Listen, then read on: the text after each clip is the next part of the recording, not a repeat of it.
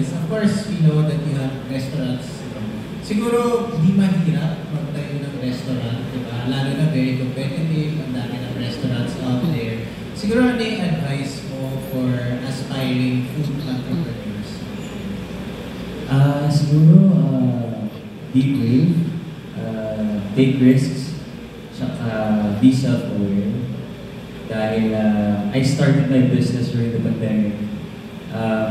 I was in this, like self-awareness state all the time through meditating, working out, ganyan.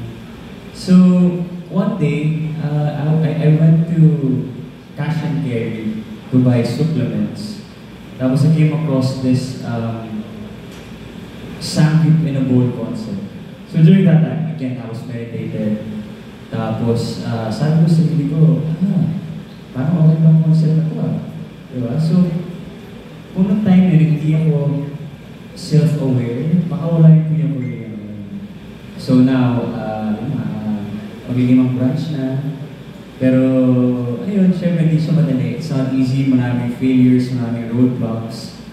But I guess you just have to keep going every day, learn everything. Sabi,